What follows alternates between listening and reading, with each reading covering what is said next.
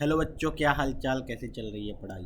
तो आज के इस वीडियो में हम लोग सॉल्व करने वाले हैं JEE advance 2014 paper 1।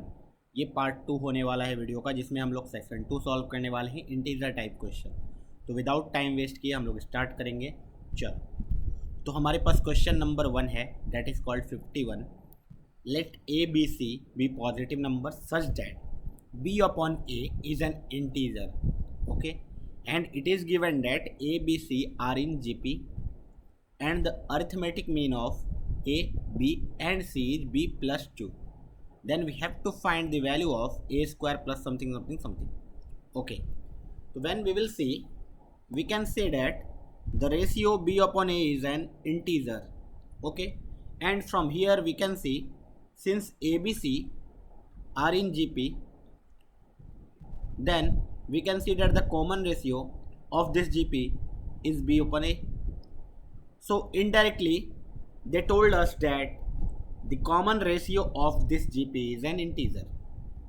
Now let's see, a b c का arithmetic mean, that is a plus b plus c whole divided by 3 is equal to b plus 2. Now अभी हमें ए बी सी तीन अलग अलग वेरिएबल्स में सॉल्व करना पड़ रहा है क्वेश्चन। अभी मैं क्या कर सकता हूँ, अगर मुझे वेरिएबल को रिड्यूस करना है, then what I will do, I will write in the form of G P, that is since a b c are in G P and the first term is a, so the first term is a, second term is a r and the third term is a r square. So we can see that a is basically this, b is basically this, c is basically this. Now let us substitute it. So we will get a as a plus b as ar, c as ar square whole divided by 3, that is equal to ar plus 2. b के जगह मैंने क्या रख दिया, ar रख दिया. Now see, this is basically a plus ar plus ar square, which is equal to 3ar plus 6. Now we can see from here, ar square minus 2ar minus 6 plus a, this is equal to 0, or we can write it in another way, that is a common ले लेंगे सब में से, तो हमारे पास R square minus 2r plus 1 आएगा and 6 को हम लोग राइट हैंड साइड में ले आएंगे. तो यहाँ से हमारे पास क्या आ जाएगा, a multiplied by this is r square minus 2r plus 1, which is basically r minus 1 the whole square and this is 6. अभी देखो, हमारे पास r एक इंटीजर है, r एक इंटीजर है तो r माइनस 1 भी ऑब्वियसली इंटीजर होगा. r माइनस 1 अगर इंटीजर होगा तो उसका होल स्क्वायर भी एक इंटीजर ही होगा. नाउ अगर होल स्क्वायर अगर इंटीजर है एंड a एक नंबर है कोई, तो दो नंबर्स का प्रोडक्ट 6 के बराबर है, दिस मीन्स a भी एक इंटीजर होगा, क्योंकि एक इंटीजर को दूसरे इंटीजर से मल्टीप्लाई करेंगे तभी वो 6 आएगा. अच्छा, दो इंटीजर के प्रोडक्ट में 6 को कैसे कैसे लिख सकते हैं, तो सारे पॉसिबिलिटी को काउंट करते हैं. We can write this as 1 into 6, एक हो गया, या फिर 6 इंटू 1 दूसरा हो गया, या तो 2 इंटू 3, या फिर 3 इंटू 2. और कोई मेथड है ही नहीं 6 को लिखने का. नाउ वी कैन सी, ये एक परफेक्ट समथिंग का होल स्क्वायर है. कोई भी इंटीजर का होल स्क्वायर कभी 6 नहीं होगा, कोई भी इंटीजर का होल स्क्वायर कभी 3 नहीं होगा, कोई भी इंटीजर का होल स्क्वायर कभी 2 नहीं होगा. ये तीनों ऑप्शंस अपने आप एलिमिनेट हो जाते हैं. हमारे पास कौन सा ऑप्शन बचता है, 6 इंटू 1 वाला. दिस मीन्स ए की वैल्यू ऑटोमेटिकली कितनी हो गई, 6, और r माइनस 1 का होल स्क्वायर की वैल्यू कितनी हो गई, 1. यहाँ से मुझे क्या पता चला, r माइनस 1 की वैल्यू कितनी है, प्लस और माइनस 1. ओके, r माइनस 1 की वैल्यू प्लस और minus 1. Okay, this means r is equal to 1 plus 1 2, या फिर 0. r या तो 0 हो जाएगा या तो 2 हो जाएगा. नाउ अब उन्होंने बोला है a b c are positive integers. Since a b c positive integers हैं और वो सारे के सारे जीपी में हैं, तो क्या कॉमन रेशियो जीपी का 0 हो सकता है? तुम बोलोगे बिल्कुल भी नहीं. दिस मीन्स जीरो वाले को तुम्हें एलिमिनेट करना पड़ेगा। r इज इक्वल टू कितना आ गया, 2 आ गया। तो r की वैल्यू अगर 2 आ गई तो वी कैन सी r की वैल्यू 2 आ चुकी है, a की वैल्यू 6 आ चुकी है। अगर a की वैल्यू 6 है तो b की वैल्यू कितनी हो जाएगी, ar डेट इज 12। अच्छा, c की वैल्यू कितनी हो जाएगी अपने आप, ar square that is 6 into 4 24। Okay, तो a b c सब कुछ आ चुका है मेरे पास। Now they are asking what is the value of a square plus a minus 14 divide by a plus 1। So we can substitute a here. So 36 plus 6 minus 14 whole divide by 6 plus 1 7। So this is basically 36 plus 6 42 minus 14 whole divide by 7।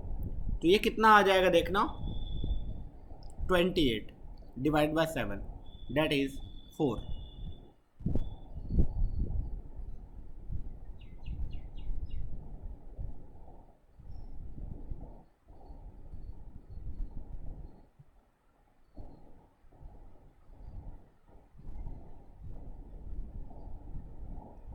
Okay, let's see. तो answer is 4। पहला वाला question हमारा solve हो गया। बहुत ही basic question, जो भी उन्होंने बोला था हमने वो सारे टर्म्स यूज़ किए, जो भी उन्होंने हमारे पास इंफॉर्मेशन दी हुई थी वो सारे को एक एक करके यूज़ करते गए, हमारा आंसर बहुत ही आसानी से आ गया। चलो अगला क्वेश्चन देखेंगे। अगला क्वेश्चन हमारे पास परमुटेशन एंड कॉम्बिनेशन से। इन्होंने बोला है लेट n ग्रेटर देन और equal to 2 be an integer. पहले ही उन्होंने बोल दिया कि n एक इंटीजर है। Take n distinct point on a circle and join each pair of points by line segment. क्या बोला उन्होंने, एक सर्कल बनाओ, सर्कल पे n डिस्टिंक्ट पॉइंट ले लो, सबको ज्वाइन कर दो। तो बेसिकली जब सारे लाइंस को पॉइंट को ज्वाइन करोगे तो क्या बनेगा तुम्हारे पास, n साइडेड पॉलीगन बनेगा। रेगुलर होगा या नहीं उससे फर्क नहीं पड़ता, लेकिन n साइडेड पॉलीगन तो बनेगा। Now they are saying that the colour the line segment joining every pair of adjacent point by blue. मतलब सपोज ऐसा है अगर, तो तुम ज्वाइन करोगे सारे पॉइंट्स को, तो कुछ ऐसे लाइंस होंगे जो ऐसे वाले ज्वाइन होंगे एडजेसेंट वाले, तो इनको तुम ब्लू कलर से पेंट कर दो। उन्होंने बोला है कि ये ब्लू होने चाहिए, एंड बाकी सारे जो बचे हुए हैं वो रेड होने चाहिए। मतलब इस पॉइंट को इस पॉइंट से जब तुम ज्वाइन करोगे रेड बनाओगे, इस पॉइंट को ऐसे ज्वाइन करोगे रेड बनाओगे, इस पॉइंट को ऐसे ज्वाइन करोगे रेड बनाओगे, इस पॉइंट को ऐसे ज्वाइन करोगे रेड बनाओगे। उन्होंने इस टाइप का कुछ बोल दिया। Now they are saying that if the number of red lines and blue lines are equal then we have to find the value of n। बहुत ही सिंपल। कैसे, मैंने एक रफ स्केच बनाया, कितने पॉइंट से मुझे नहीं पता है, लेकिन मैंने एक रफ स्केच बनाया। इससे तुम्हें इतना तो क्लियर हो चुका है कि अगर एक सर्कल होगा उस पर इतने सारे पॉइंट्स होंगे, तो ब्लू लाइन बेसिकली क्या होगा, ब्लू लाइन होगा number of side of the polygon, है ना। जितने पॉलीगन के साइड होंगे उतने ब्लू लाइन्स होंगे। ओके, कितने साइड होंगे पॉलीगन के, n साइड्स होंगे। तो n साइड्स मतलब नंबर ऑफ ब्लू लाइन्स कितने हो गए, number of blue lines is equal to n। ये तो निकालना बहुत ही सिंपल था। Okay, now what is the number of red lines. तुम एक बार ध्यान से देखो कि रेड लाइन एक्चुअल में क्या है। Red line is the diagonal of this polygon. अच्छा, कोई भी n साइडेड पॉलीगन के नंबर ऑफ डायगोनल्स का फॉर्मूला भी बताया जाता है, या नहीं तो ये क्वेश्चन तो सब लोग करवाते हैं, ठीक है। क्या होता है, n पॉइंट्स में से कोई भी 2 पॉइंट को सेलेक्ट कर लो, उनमें से सारे जो साइड वाले हैं उनको माइनस कर दो। ये nc2 माइनस n, ये हो गया तुम्हारा नंबर ऑफ रेड लाइंस, ठीक है ना। nc2 माइनस n, बहुत बच्चे यहाँ भी कंफ्यूज होते हैं कि n को माइनस क्यों किया। n को मैंने माइनस किया क्योंकि जब तुम n पॉइंट्स में से 2 पॉइंट को ही सेलेक्ट करोगे तो ऑब्वियसली कोई भी एक लाइन सेगमेंट बनेगा, लेकिन उस लाइन सेगमेंट में कौन कौन ज़्यादा ऐड हो चुका है, ये ब्लू वाले भी तो ऐड हो जाएंगे nc2 में। एक सोचो n में से ये 2 पॉइंट सेलेक्ट कर लिया तो ये वाला लाइन आ जाएगा ना ब्लू वाला, तो वो सारे ब्लू लाइन्स को मैंने माइनस कर दिया ऑलरेडी, ठीक है। तो बचे जो है वो अपने आप रेड लाइन्स है। So they are saying that this is equal to this, then what is the value of n। तो तुम बोलोगे nc2 minus n is equal to n, so nc2 is equal to 2n। nc2 का formula सबको आता होगा n into n minus 1 upon 2, this is equal to 2n। So n की value कटेगी क्योंकि n 0 हो ही नहीं सकता है, उन्होंने बोल दिया n is greater than equal to 2। तो यहाँ से you can see n minus 1 is equal to कितना आ गया, 4 आ गया। तो n की वैल्यू कितनी आ गई, 5 आ गई। बहुत ही ईजी क्वेश्चन था और बहुत ही आसानी से सॉल्व हो गया। बहुत लोग क्या कर सकते थे एग्जाम में, इंटीजर करेक्ट है, पता है कि 0 1 2 3 4 5 6 7 8 9 ही आंसर होगा। उस टाइम पे, जिस टाइम पे ये क्वेश्चन आया था उस टाइम पे ऐसा था, ठीक है। अभी तो चेंज हो चुका है, अभी न्यूमेरिकल टाइप हो चुका है, मतलब आंसर्स कुछ भी हो सकते हैं, ठीक है। ओके, तो व्हाट दे कैन डू कि वो लोग क्या करते, 3 साइडेड बनाते।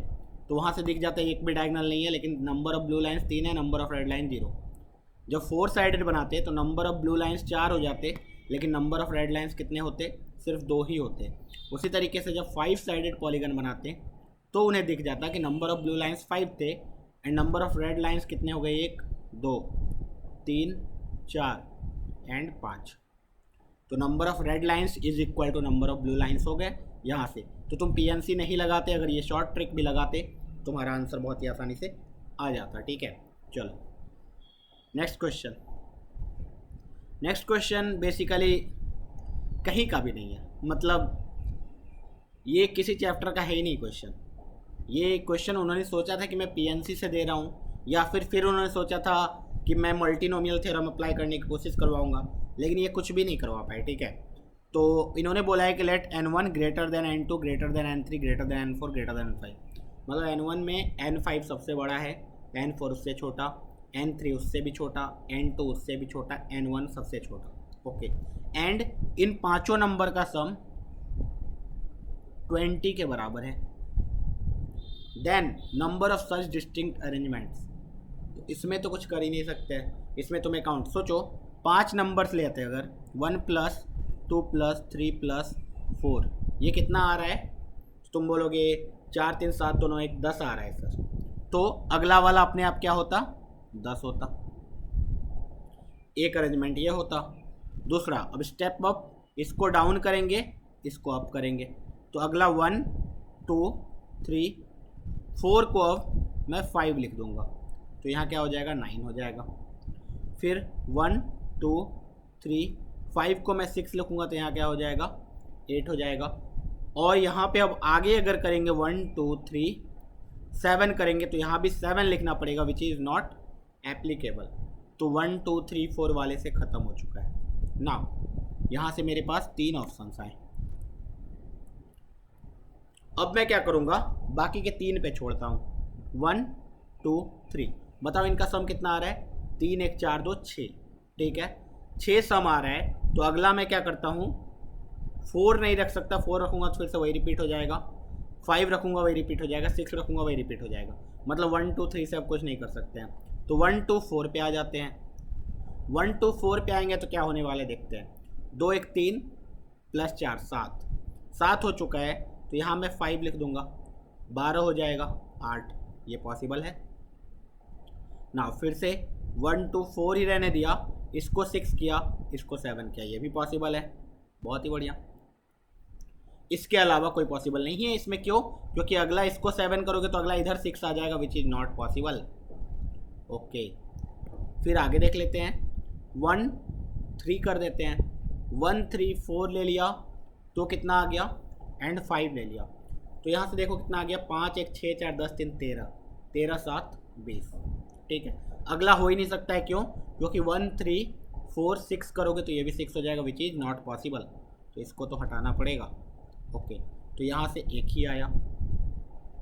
अब 1 को मैं क्या करता हूँ, 2 कर देता हूँ, 2 3 4 5 किया, तो देखे कितना आया, 2 3 5 4 9 5 14 6 हो गया, बस यही एक पॉसिबल है यहाँ भी, इसके अलावा और कोई पॉसिबल नहीं। और 3 करेंगे तो 3 4 5 6, तो अब अगला कितना आएगा, देखे 3 4 7 5 12 6 18, कितना हो गया, 5 4 9 3 12 6 18, यहाँ 2 ही आया, तो इसके आगे तो पॉसिबल ही नहीं है, ठीक है। दिस मीन्स यही है, कितने हो गए, 3 2 5 1 6 1 7, टोटल 7 पॉसिबिलिटीज़ है, बस ख़त्म। तो यही विजनलेस प्रॉब्लम था, ठीक है, इसमें कुछ करना ही नहीं था, तुम्हें बस काउंट कर लेना था। नेक्स्ट क्वेश्चन बढ़िया क्वेश्चन है, डिफरेंशिएबिलिटी से रिलेटेड। और ये भी इजी कैटेगरी में ही है क्योंकि मैक्सिमम बच्चों ने कर लिया होगा। कैसे? देखो सिंपल सी बात है भाई, उन्होंने फंक्शन एफ एक्स दे रखा है, जी एक्स दे रखा है, उन्होंने बोला एक नया फंक्शन मैं डिफाइन कर रहा हूँ एच एक्स विच इज़ अलग अलग इंटरवल में अलग अलग टाइप का चीज़, मतलब एक्स लेस देन जीरो में वो maximum of F x g x है, एक्स ग्रेटर देन जीरो में minimum of F x g x है। ओके, तो ये जब मैक्सिमम ऑफ सम 2-3 फंक्शन आ जाए, maximum of something something something, minimum of something something something, इस type की चीज़ों में कैसे करते हैं, क्वेश्चन को कैसे सॉल्व किया जाता है, तो ऑब्वियसली ग्राफ बना के, है ना। जब ग्राफ बनाएंगे तो हमें तुरंत दिख जाएगा कि इस रीजन में कौन ऊपर है कौन नीचे है, तो मैक्सिमम मिनिमम हम लोग आइडेंटिफाई बहुत ही आसानी से कर पाएंगे। ठीक है, और ग्राफ बनाना भी बहुत ईजी है, एफ एक्स का ग्राफ बनाना बहुत ईजी है, मॉड एक्स प्लस वन का ग्राफ सबको आता होगा, जी एक्स का भी ग्राफ बनाना बहुत ईजी है, quadratic equation x square plus one. Now let's see, तो जैसे ही हम लोग पहले जी एक्स या पहले एच एक्स किसी का भी ग्राफ बनाओ उससे कोई फ़र्क नहीं पड़ता है। ओके, सिंस दोनों ग्राफ ऊपर ही रहेंगे तो मैं क्या करता हूँ, यहाँ पे एक्स एक्सिस बना देता हूँ, ये वाई एक्सिस बना देता हूँ। ठीक है, नाउ यू कैन सी ये वाला पॉइंट अगर 1 है तो ये होगा अपना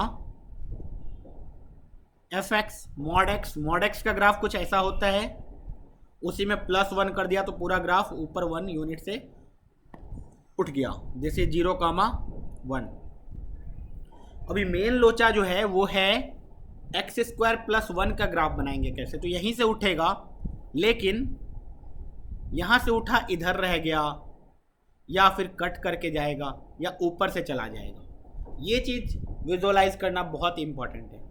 अभी देखो ध्यान से, जब 0 से 1 में वैल्यू होती है, क्योंकि x इज इक्वल टू 1 पे दोनों का वैल्यू 2 है, y is equal to mod x plus 1 का value x is equal to 1 डालोगे तो यहाँ भी 2 आएगा, और x इज इक्वल टू 1 डालोगे तो यहाँ भी 2 आएगा।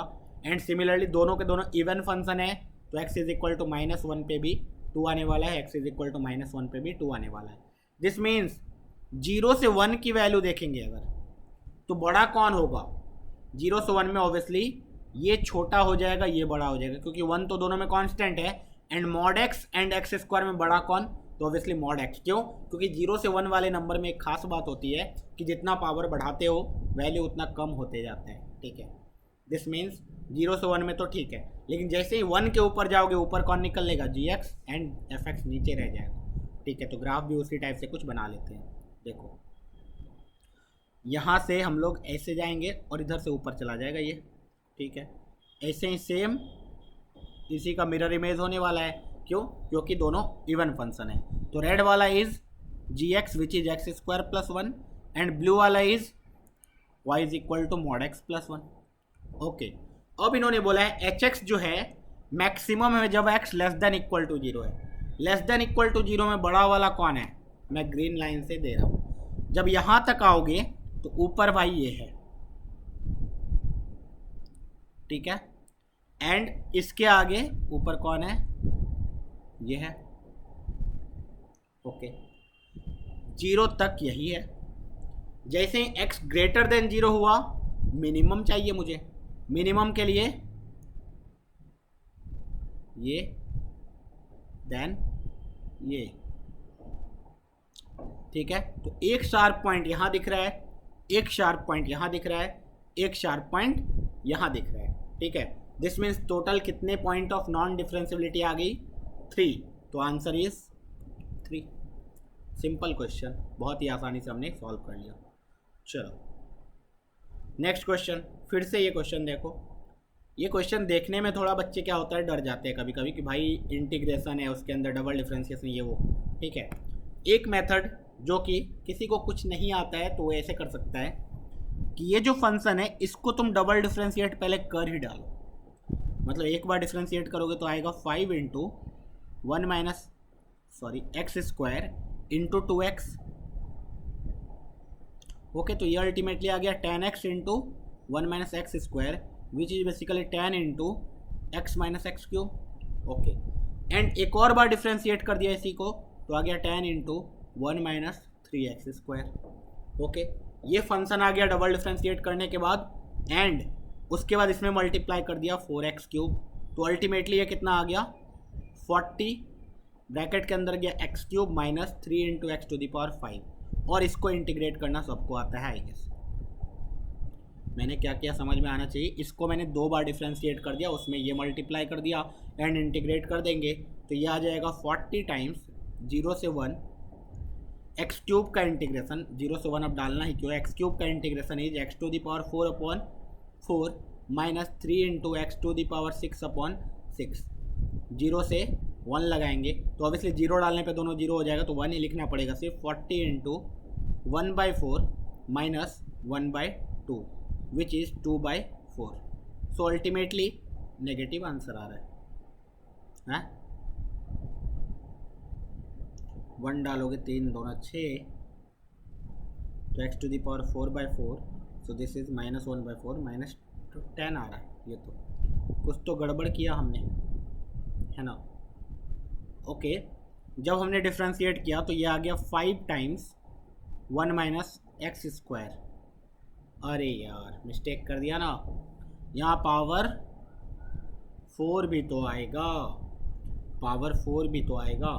ठीक है, मतलब बेसिकली मैं जो समझाना चाह रहा था वो तुम्हें समझ में आ गया कि तुम क्या करोगे, इसको डिफ्रेंशिएट करोगे अल्टीमेटली, और डिफ्रेंशिएट करने के बाद वैल्यू डाल दोगे, ठीक है, और इंटीग्रेट हो जाएगा। ऑब्वियसली जब डिफ्रेंशिएट करोगे तो इसमें तुम्हें दिखेगा थोड़ा सा डिफिकल्टी आ रहा होगा, क्यों, क्योंकि पावर 4 आ चुका है। पावर 4 को ओपन करना इतना आसान नहीं है, ठीक है। पावर 4 को ओपन करने के लिए पहले पावर 2 को ओपन करना पड़ेगा, उसके बाद फिर से उसका स्क्वायर करना पड़ेगा, तो ऑब्वियसली बहुत ही ज़्यादा टाइम चला जाएगा, इसलिए उन्होंने ज़्यादा पावर दिया है। तो अब अल्टीमेटली जो सोचना था वो ये है कि भाई ये डिफ्रेंशिएशन है, और डिफ्रेंशिएशन का इंटीग्रेशन इज सेम। मतलब अगर D by D x of F X is G X, तो basically D by D X का कोई इंटीग्रेशन करेगा तो ये एफ एक्स ही आ जाएगा, है ना। दिस मीन्स कि हमें इसका इंटीग्रेशन करने में कोई दिक्कत ही नहीं है। तो हम लोग क्या करते हैं, ये 2 फंक्शन में उन्होंने खुद दे दिया, एक फंक्शन दूसरा फंक्शन, हम लोग बाय पार्ट्स लगाएंगे। अब कौन सा फंक्शन 1 होगा कौन सा फंक्शन 2 होगा ये तुम्हें डिसाइड करना है। तो जो ईजिली इंटीग्रेबल होता है वो फंक्शन 2 होता है, जो ईजिली डिफरेंशिएबल होता है वो फंक्शन 1 होता है, ठीक है। तो इसको मैंने 2 फंक्शन मान लिया, इसको मैंने 1 फंक्शन मान लिया। तो first function as it is integration of second function, जब d2 by D X square का इंटीग्रेशन होगा तो d by D X 1 minus x square to the power 5 बचेगा, माइनस फर्स्ट फंक्शन का differentiation that is 12x square, integration उसका that is d by D x of 1 minus x square to the power 5 का overall integration 0 to 1। Limit ultimately मैं एक ही बार डाल दूंगा, ठीक है, यहाँ पे लिमिट डालना है मुझे 0 to 1। ओके, सिंप्लीफाई करते चलते हैं।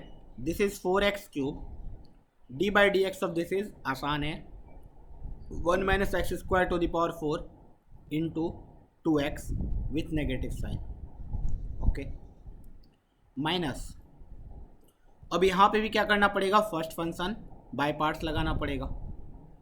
तो तुम बोलोगे इसको तो अंदर लेते हैं, first function as it is integration of second function that is 1 minus x square to the power 5 minus first function का differentiation that is 24 into X and integration of second function that is 1 minus x square to the power 5 का overall integration 0 to 1, ठीक है। तो यहाँ तक देखो life sorted है कि भाई यहाँ 0 से 1 लिमिट लगाओगे, लिमिट एक बार लगा दो, 1 डालोगे तो आएगा 4 इंटू 1, यहाँ से 0 हो गया, दिस इज ओवरऑल 0। अरे तो ये वाला पार्ट इज बेसिकली 0, क्योंकि 0 डालने पे तो 0 ही आ रहा है। माइनस साइन के साथ इसमें 0 से 1 डालोगे तो ये भी 0 आ रहा है, ओके। तो ये माइनस और ये माइनस मिलके प्लस बन जाएगा एंड अल्टीमेटली तुम्हारा रिजल्ट आ जाएगा 0 से 1 24 into x 1 minus x square to the power 5 d x. मतलब ये वाला जो क्वेश्चन था ये सिर्फ इतना सा था, ठीक है। आगे देखो, अब इसको कैसे इंटीग्रेट करेंगे, तो ऑब्वियसली बाहर एक एक्स दिख रहा होगा, यहाँ 1 माइनस एक्स स्क्वायर दिख रहा होगा। फिर से बाय पार्ट्स लगाने मत चले जाना, ठीक है। क्यों? क्योंकि अगर मैं यहाँ पे 1 माइनस एक्स स्क्वायर को कुछ t ले लूँ तो मुझे दिख रहा होगा माइनस 2x dx dt के बराबर आ जाएगा, that is 2x dx minus dt के बराबर आ जाएगा। तो यहाँ से आई विल से 12 इधर रखो, 2x dx को dt रख दो, माइनस 12 इधर रख दो, integration t to the power 5 कर दो, t टू द पावर 5 कर दो। अभी देखना t टू द पावर 5 जब करोगे लिमिट चेंज होगा। जब x 0 को जा रहा होगा तो t 1 को जा रहा होगा, जब x 1 को जा रहा होगा तो t 0 को जा रहा होगा। Okay, now we can see this is 12, t to the power 6 divide by 6, 1 से 0, तो ऑब्वियसली यहाँ पे आने वाला है माइनस 12 इंटू 12 बाई 6 कर दो, and t to the power 6 में 0 माइनस 1 करोगे तो दिस इज 2। तो अल्टीमेट आंसर इसका कितना आ गया? 2। तो बहुत ही प्यारा सा क्वेश्चन था, देखने में भी इजी था और इजीली हो भी जाएगा अगर थोड़ा सा हमें क्लिक कर गया कि बाय पार्ट्स लगाना है। चलो नेक्स्ट क्वेश्चन पे मूव करते हैं। ये भी बहुत ही सिंपल सा क्वेश्चन था, मतलब इन्होंने बस देखा कि तुम्हें डिफ्रेंशिएट करने आता है या नहीं। बेसिकली उन्होंने बोला slope of the tangent to the curve at the point this. मतलब देखो इतना, मतलब ये लोग बेवकूफ़ है कि इन्होंने पॉइंट भी दे दिया। ये लोग ऐसा बोल सकते थे ना x इज इक्वल टू 1 पे निकालो भाई, तो बच्चे को थोड़ा सा तो मेहनत करवाते कि x इज इक्वल टू 1 डालते बच्चे यहाँ पे, y की वैल्यू फाइंड आउट करते, y की वैल्यू 3 आती, उसके बाद वो टेंजेंट निकालते, ठीक है। इन्होंने पहले ही दे दिया कि भाई 1,3 पे ही टेंजेंट निकालना है तुम्हें और इसी कर्व का, तो बेसिकली पॉइंट दे दिया तो हमें निकालना क्या है और स्लोप निकालना है। स्लोप कैसे निकलेगा? डिफ्रेंशिएट करके, दोनों साइड डिफ्रेंशिएट कर दो।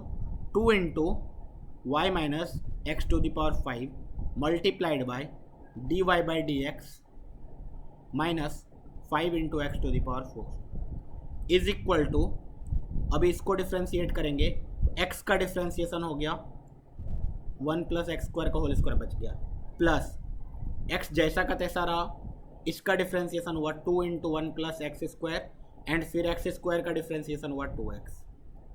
x की वैल्यू 1 रखो, y की वैल्यू 3 रखो, 2 इंटू 3 minus 1 multiplied by d y by D x minus 5 is equal to 2 का whole square 4 plus 1 into 2 into 2 4 into 1 2 into 2 4 into 2 8। तो यहाँ से आ गया 3 minus 1 2, 2 into 2 4, 4 times d y by D x minus 5 is equal to 8 4 12, 4 into 3। तो यहाँ से d y by D x की वैल्यू आ गई 5 प्लस 3 8। अब स्लोप ऑफ द टेंजेंट पूछा था, सॉरी मैंने 5 प्लस 3 8, तो आंसर कितना हो गया? बस इन्होंने स्लोप ही पूछा था तो आंसर हो गया 8। बोलो कितना आसान प्रॉब्लम था ये। नेक्स्ट क्वेश्चन, ये थोड़ा बढ़िया क्वेश्चन था, ठीक है, लेकिन ये भी इजीली सॉल्व हो जाएगा। बोला है the value of the non negative integer a, largest value of the non negative integer a for which, ठीक है। यहाँ पे ये टर्म देखने वाली है non negative integer. Non negative integer होता है 0 से बड़ा, that is whole number basically, okay. तो इस लिमिट को सॉल्व करते हैं। जब x इज इक्वल टू 1 डालोगे तो यहाँ पे एक अलग फंक्शन पे पावर, एक अलग फंक्शन पे पावर दूसरा फंक्शन है, लेकिन obviously 0 to the power 0 power इस टाइप का। देखो इसको जब सॉल्व करने की कोशिश करेंगे, this is limit x is tending towards 1 minus ax, तो a कॉमन ले लेंगे तो क्या आ जाएगा 1 minus x, okay, plus sign of x minus 1। नीचे देखा जाए तो x माइनस 1 एक अलग है, plus sign of x minus 1 अलग है। ऊपर वाले को देखा जाए तो ये तो बेसिकली 1 माइनस एक्स है, तो 1 plus root x into 1 minus root x, and 1 minus root x cancel out हो गया, ये तो 1 प्लस रूट एक्स बन गया। ऊपर तो एक कोई भी इंडिटरमिनेंट फॉर्म आया ही नहीं, 1/4। अब इस लिमिट को भी सॉल्व करना बहुत ईजी है भाई, साइन टू दी साइन 0/0 वाला फॉर्म आ जाएगा। कैसे कैसे कैसे देखो, limit x is tending towards 1, मैंने x माइनस 1 से डिवाइड एंड मल्टीप्लाई कर दिया तो ये माइनस a आ गया, plus sine x minus one whole divide by x minus one. नीचे देखना 1 plus sine x minus one whole divide by x minus one पे power 1 plus root X is equal to 1/4 दिया है इन्होंने।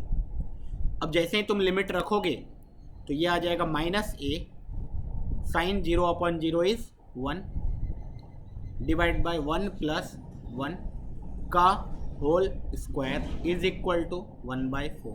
यहाँ से we can see 1 minus a का whole square is equal to 1 और we can say that 1 minus a is 1 और 1 minus a is -1. So from here we will get a is equal to 0 and from here we will get a is equal to 2 and most of the बच्चे यहाँ पे तुरंत answer 2 मार के चले आएंगे। क्यों? क्योंकि लार्जेस्ट नॉन नेगेटिव वैल्यू आ गया। यहीं पे उन्होंने ट्रिक खेल दिया। क्या ट्रिक खेला? देखो भाई, a अगर तुमने 2 रखा, मान लेते a 2 रखा तो इसको देखो या फिर यहाँ देखो, -2 + 1 एक नेगेटिव नंबर और नीचे तो पॉजिटिव नंबर है।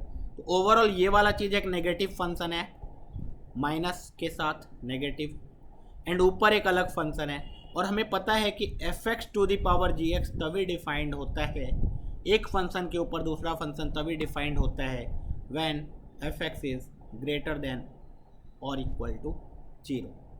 Okay, this means a is equal to 2 डाल ही नहीं सकते। a इज इक्वल टू डालने पे तो फंक्शन नेगेटिव आ रहा है और 1 डिफाइंड हो जाएगा। This means a is equal to 0 will be the answer. ठीक है, चलो आगे बढ़ते हैं। नेक्स्ट क्वेश्चन आजा भाई। हाँ, ये भी क्वेश्चन रेगुलर प्रॉब्लम है, इस टाइप के क्वेश्चन कराए जाते हैं क्लास में। ठीक है, बोला गया लेट फंक्शन 0 to 4 पाई में 0 to पाई में। ठीक है, मतलब आउटपुट आ रहा है 0 to पाई में, इनपुट जा रहा है 0 से 4 पाई में, और फंक्शन उन्होंने बोला है cos inverse of cos x. अभी देखो यहीं पे प्रॉब्लम होती है, बच्चे यहाँ पे कंफ्यूज रहते हैं हमेशा। T inverse of T X, trigonometric inverse of T X, या फिर T of T inverse X. तो this is always X, T of T inverse X always X होगा, लेकिन this is not always X. ठीक है, ये अपने सिर्फ डोमेन में एक्स होता है, मतलब 0 to पाई वाला में दे देंगे। तो क्यों? क्योंकि यहाँ तो वैल्यू x की कुछ भी हो सकती है 0 से 4 पाई में। तो हम लोग कॉस इनवर्स कॉस एक्स का ग्राफ बनाएंगे। अब इन्होंने बोला है the number of points in which this satisfying the equation this.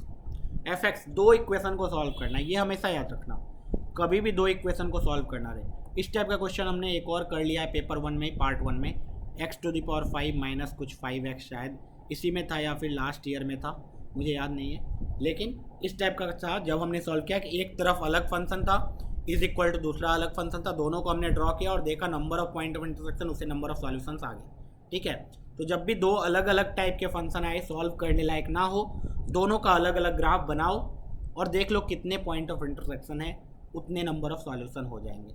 ठीक है, दिस मीन्स मुझे fx का भी ग्राफ बनाना बहुत ईजी है, इसका भी ग्राफ बनाना बहुत आसान है, स्ट्रेट लाइन बनेगा। दोनों का ग्राफ बना के देख लेता हूँ कहाँ से कहाँ तक, 0 से 4 पाई में सिर्फ देखना है।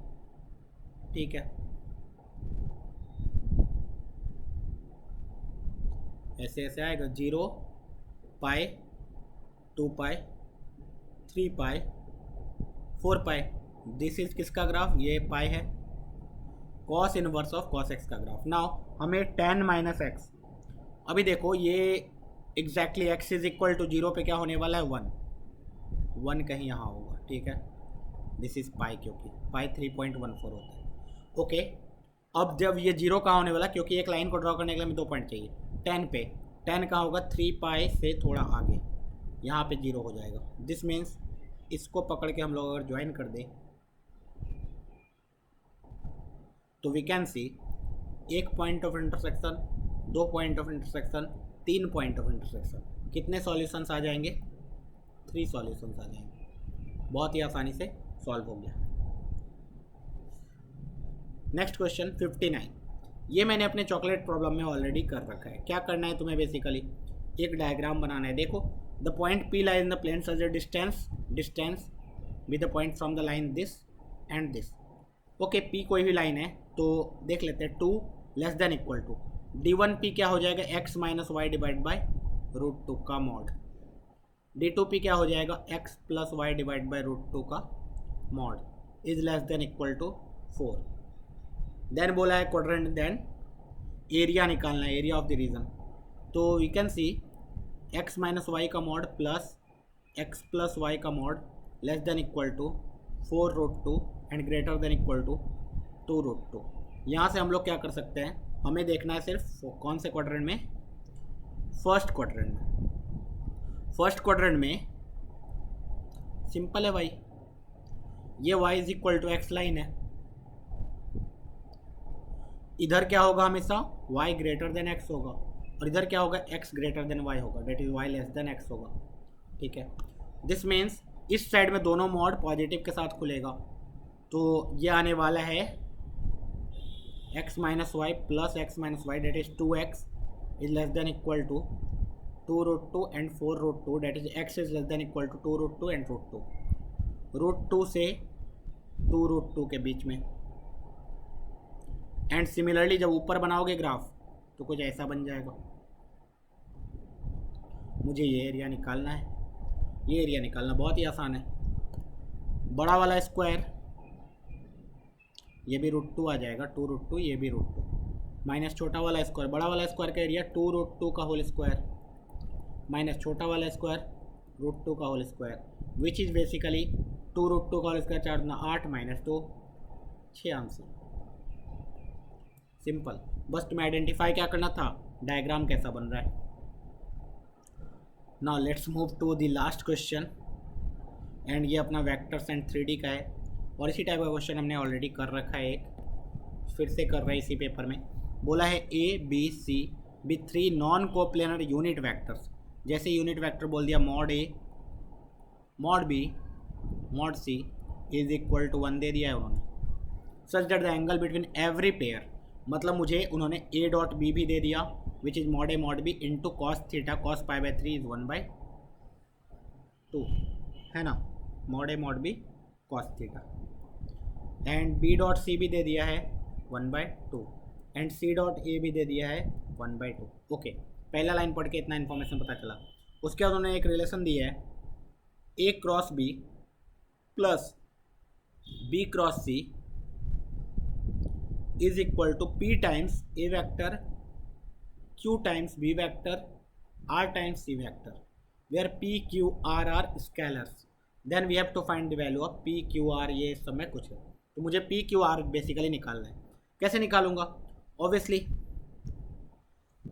मुझे A डॉट B पता है, B डॉट C पता है, C डॉट A पता है, तो मैं क्या करूँगा, दोनों साइड किसी किसी डॉट लूँगा। एक बार जब A से डॉट लोगे दोनों साइड, जब A से डॉट लोगे देखो A dot A cross B 0 हो जाएगा and A dot B cross C box ABC हो जाएगा। A dot A cross B 0 हो जाएगा, A dot B cross C box ABC हो जाएगा, और इधर आएगा P A dot A which is P, B dot C Q/2, C dot A R/2। एक रिलेशन तुम्हारे पास आ गया। सेकंड, जब B से डॉट लोगे तो A B dot A cross B, B dot A cross B क्या होने वाला है 0, B dot B cross C फिर से 0, तो इस साइड तो पूरा का पूरा 0 आ गया। यहाँ P dot A dot B P/2, Q B dot B Q R/2, second equation आ गया। थर्ड इक्वेशन, जब C से डॉट लोगे C dot A cross B is box ABC फिर से। अगला C dot B cross C 0 is equal to P/2 Q/2 plus R। ये तीन इक्वेशंस आ गए, मुझे P Q R चाहिए होगा, ठीक है। तो ऑब्वियसली मुझे बॉक्स ABC नहीं पता है अभी के लिए, तो मैं क्या करूँगा, इन दोनों को सब्ट्रैक्ट करने की कोशिश करता हूँ। जैसे सब्ट्रैक्ट करूँगा देखते हैं, 1 - 3 करते हैं, तो इस साइड तो 0 आ जाएगा, P माइनस P/2 P/2 बचेगा, Q/2 माइनस Q/2 0 हो जाएगा, R/2 minus R is minus R/2, तो यहाँ से P is equal to R आ गया, एक रिलेशन आ गया। And now since P is equal to R, तो मैं उसको 2 में रख दूंगा, P is equal to R को 2 में रख दूंगा, तो R/2 plus Q plus R/2 is equal to 0 है, तो R प्लस Q 0 है, this means Q is equal to minus R। अच्छा, P भी R के टर्म में आ गया, Q भी R के टर्म में आ गया, R ऑलरेडी R के टर्म में है, दिस मीन्स ये रेशियो कैलकुलेट करना बहुत ही आसान है मेरे लिए। P² + 2Q² क्या रेशियो है लिख लेता हूँ मैं इधर, p square plus 2q square plus r square whole divided by something है क्यू स्क्वायर।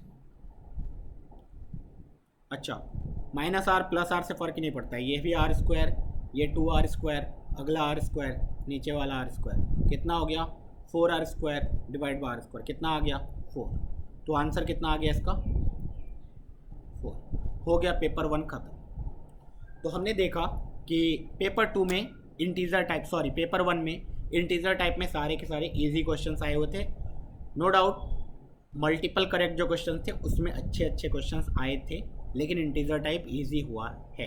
ठीक है, तो ऑल द बेस्ट, पढ़ाई करते रहें। अगर वीडियो पसंद आए तो दोस्तों के साथ शेयर करो, मैक्सिमम लोगों के साथ शेयर करो ताकि इसका बेनिफिट उठा पाए लोग और IIT JEE एडवांस की तैयारी बहुत ही अच्छे ढंग से कर पाए ताकि सबका रैंक अच्छा है और सब लोग IIT में जाओ साथ में। ठीक है, ऑल द बेस्ट।